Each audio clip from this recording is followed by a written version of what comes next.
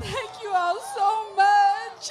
Kim Davis, the Kentucky County Clerk who had refused to issue marriage licenses to same-sex couples, is released from jail.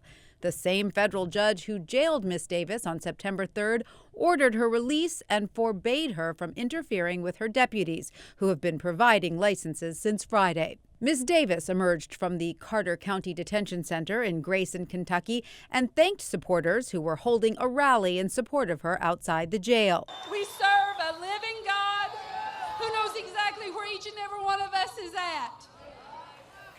Just keep on pressing.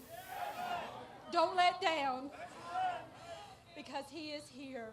And he's worthy, he's worthy.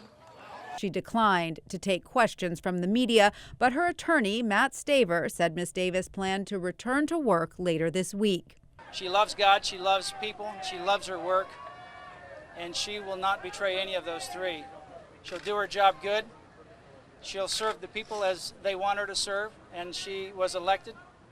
And she'll also be loyal to God, and she's not going to violate her conscience.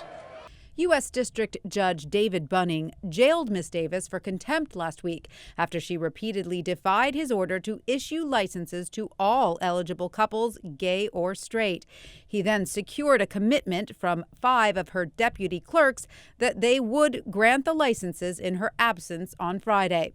The court is therefore satisfied that the Rowan County Clerk's office is fulfilling its obligation to issue marriage licenses to all legally eligible couples, consistent with the U.S. Supreme Court's holding, Judge Bunning wrote. However, Judge Bunning's new order says Ms. Davis is not to interfere in any way, directly or indirectly, with the efforts of her deputy clerks to issue marriage licenses to all legally eligible couples, warning that if she should interfere in any way with their issuance, that will be considered a violation of this order and appropriate sanctions will be considered.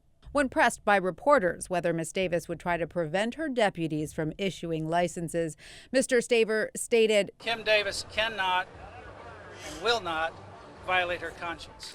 Ms. Davis's case has galvanized religious conservatives around the country, including Republican presidential candidate Mike Huckabee, who joined the rally. All thanks to this incredibly brave lady who decided that the courage of her convictions was more important than simply even her own freedom.